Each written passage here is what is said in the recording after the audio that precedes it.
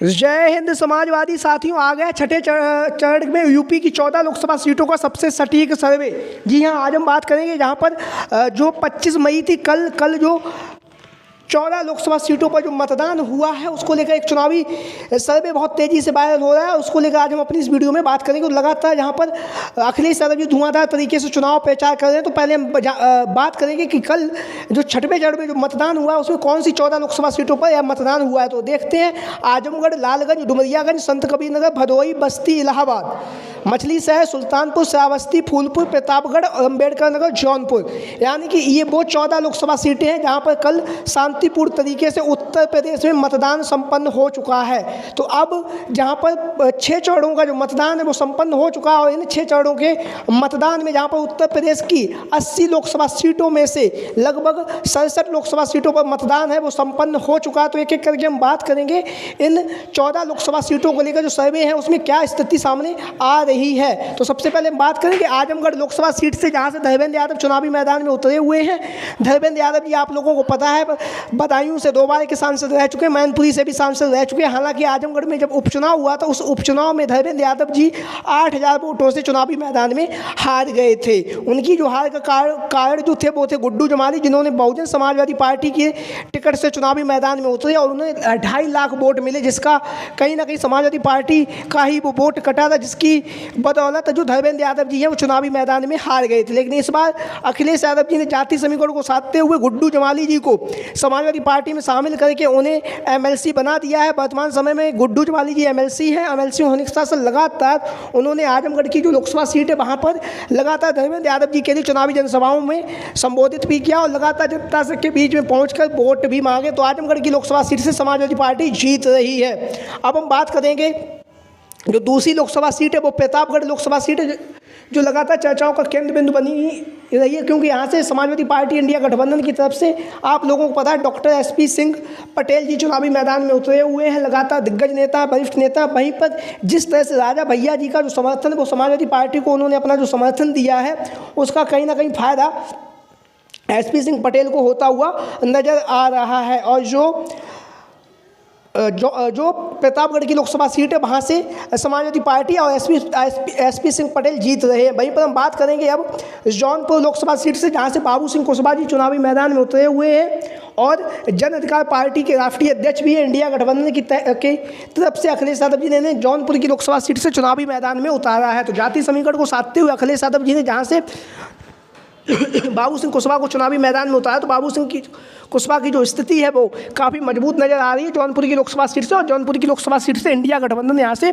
जीतता हुआ नज़र आ रहा है। अब हम बात करेंगे जौनपुर से सटी हुई जो लोकसभा सीट है वो है मछली शहर, जहाँ से आप लोगों को पता दलित बाहुल ये सीट है। और यहाँ से अखिलेश यादव जी ने जाति समीकरण को साधने के साथ साथ महिला नेतृत्व पर भरोसा जताया और यहाँ से प्रिया सरोज को चुनावी मैदान में उतारा है। बात करें अगर मछली शहर लोकसभा सीट को लेकर, तो पिछले बार के चुनाव में यहाँ से 81 वोटों से भारतीय जनता पार्टी के जो सांसद हैं वो जीते हुए थे, लेकिन इस बार का मुकाबला काफ़ी कड़ा होता हुआ नजर आ रहा है। दलित बाहुल ये सीट है और उसके साथ साथ यहाँ पर पिछड़ों में सबसे ज़्यादा जो संख्या है वो यादवों की है।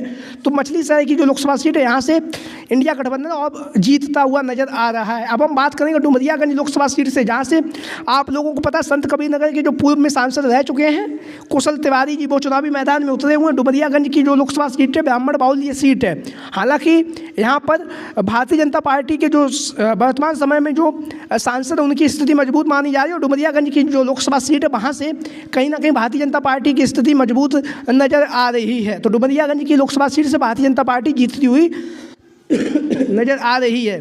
अब हम बात करेंगे फूलपुर लोकसभा सीट को लेकर। फूलपुर की लोकसभा सीट जहां से अमरनाथ मौर्य चुनावी मैदान में उतरे हुए इंडिया गठबंधन के प्रत्याशी अखिलेश यादव जी ने इन्हें चुनावी मैदान में उतारा है। अगर हम बात करेंगे फूलपुर लोकसभा सीट को लेकर, तो फूलपुर की लोकसभा सीट में जहां पे आप लोगों ने देखा हुआ था जहां पर अखिलेश यादव राहुल गांधी की जो रैली हुई थी उसमें जिस तरह से अपार जन सैलाब उमड़ के आया उसका कहीं ना कहीं फायदा होता हुआ भी दिख रहा है और अमरनाथ मौर्य जी फूलपुर की लोकसभा सीट से जीतते हुए नजर आ रहे हैं। अब हम बात करेंगे बस्ती लोकसभा सीट से, जहाँ से आप लोग देख भी रहे हैं अपनी वहीं इन तस्वीरों के माध्यम से राम प्रसाद चौधरी जी चुनावी मैदान में उतरे हुए वरिष्ठ नेता हैं, दिग्गज नेता हैं, लगातार जमीनी स्तर पर काम किया। और जो बस्ती की लोकसभा सीट है वहाँ पर कहीं ना कहीं जाति समीकरण को साधने के साथ साथ जनप्रिय नेता हर समाज के हर वर्ग के लोगों से मिलते हैं, हर वर्ग के लोगों से मिलकर उनकी समस्याओं का समाधान करते हैं। तो बस्ती की लोकसभा सीट से जो समाजवादी पार्टी और इंडिया गठबंधन के प्रत्याशी राम प्रसाद चौधरी जी, उनकी स्थिति मजबूत है और वो यहाँ से रिकॉर्ड मतों से जीतते हुए नजर आ रहे हैं। बस्ती की लोकसभा सीट इंडिया गठबंधन के पक्ष में जाती हुई नजर आ रही है। अब हम बात करेंगे इलाहाबाद लोकसभा सीट को लेकर। इलाहाबाद लोकसभा सीट जहाँ पर इंडिया गठबंधन की तहत यहाँ से कांग्रेस पार्टी के पक्ष में यह सीट गई और यहाँ से उज्ज्वल रमण सिंह चुनावी मैदान में उतरे हुए हैं। हालांकि इनके जो परिवार राजनीति में अच्छा खासा सक्रिय भी है और सक्रियता होने के साथ साथ इलाहाबाद लोकसभा सीट पर इनका प्रभाव भी है। उसके आसपास की जो भी लोकसभा सीटें हैं वहाँ पर उज्ज्वल रमण सिंह जी का व्यक्तिगत प्रभाव भी है। उनके जो परिवार के जो सदस्य हैं उनका भी जो जाति समीकरण है और वैसे भी उनके जो परिवार है उनका प्रभाव दिखता हुआ नजर आ रहा है। तो इलाहाबाद की लोकसभा सीट से कांग्रेस पार्टी जीतती हुई नजर आ रही है अभी तक के जो खबरें सामने आ रही हैं उन सर्वों के हिसाब से। अब हम बात करेंगे इलाहाबाद के बाद जो हम बात करने वाले हैं वो है, आप लोग देख रहे हैं जो वो है सुल्तानपुर लोकसभा सीट से। सुल्तानपुर की लोकसभा सीट जहाँ से आप लोगों को पता है रामभुआल निषाद चुनावी मैदान में उतरे हुए हैं। रामभुआल निषाद दिग्गज नेता हैं। दिग्गज नेता होने के साथ साथ सुल्तानपुर की लोकसभा सीट से मेनका गांधी चुनावी मैदान में उतरी हुई भारतीय जनता पार्टी की तरफ से। तो कहीं ना कहीं सुल्तानपुर की लोकसभा सीट से हम बात करें तो यहाँ से मेनका गांधी का जो पक्ष है वो कहीं ना कहीं मजबूत माना जा रहा है और ये जो सीट है वो भारतीय जनता पार्टी के पक्ष में जाती हुई नज़र आ रही है।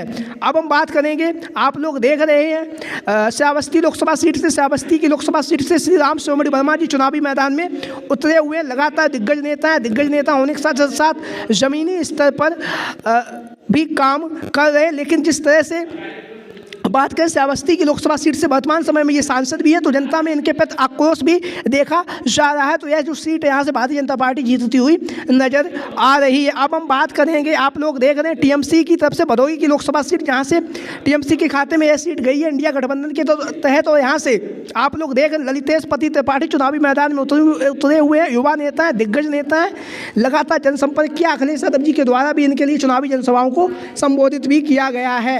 हालांकि मतदान होने के बाद जो टीएमसी की जो पार्टी और जो भदोही की लोकसभा सीट है वहाँ पर इनकी स्थिति मजबूत मानी जा रही है और ये यहाँ से जीतते हुए नजर आ रहे हैं। ललितेश पति त्रिपाठी जी जो टीएमसी के वर्तमान समय में प्रत्याशी हैं, क्योंकि इंडिया गठबंधन के तहत भदोही की लोकसभा सीट टीएमसी के खाते में गई थी। अब हम बात करेंगे इसी के साथ ही साथ अब हम बात जो करेंगे वो है लालगंज लोकसभा सीट से। लालगंज की लोकसभा सीट जहां से इंडिया गठबंधन की तरफ से जो पूर्व सांसद रह चुके हैं दरोगा सरोज जी, उन्हें चुनावी मैदान में उतारा गया। लगातार दिग्गज नेता, जमीनी स्तर पर काम कर रहे हैं, जनप्रिय नेता, जनता के बीच में रह रहे हैं और लगातार जनसंपर्क के माध्यम से जनता से रूबरू भी हो रहे हैं दरोगा सरोज जी। और उसके बाद ही साथ ही साथ आजमगढ़ से सटी हुई लालगंज लोकसभा सीट है, जहाँ पर आजमगढ़ से धर्मेंद्र यादव चुनावी मैदान में लड़ रहे हैं। तो वहीं पर लालगंज की लोकसभा सीट भी कहीं ना कहीं समाजवादी पार्टी के पक्ष में जाती हुई नज़र आ रही है। अब हम बात करेंगे अंबेडकर नगर लोकसभा सीट को लेकर। तो अंबेडकर नगर की जो लोकसभा सीट है यहाँ से लालजी वर्मा चुनावी मैदान में उतरे हुए हैं। लगातार दिग्गज नेता, जमीनी नेता, लगातार जनसंपर्क के माध्यम से जनता से रूबरू हुए हैं, लगातार जनसंपर्क किया है, लोगों के बीच में पहुंचकर अपने लिए वोट भी मांगे। और ज़मीनी से जुड़े हुए नेता, लगातार जो लोग हैं, जनता हैं, वो भी इन्हें पसंद करते हैं, इनके कार्यों को सराहना भी की जाती है। तो लालगंज की लालजी वर्मा जी जीतते हुए नजर आ रहे हैं अंबेडकर नगर लोकसभा सीट से। अब हम बात करेंगे संत कबीर नगर लोकसभा सीट से, जहां से पप्पू निषाद चुनावी मैदान में उतरे हुए निषाद बाहुल्य सीट है।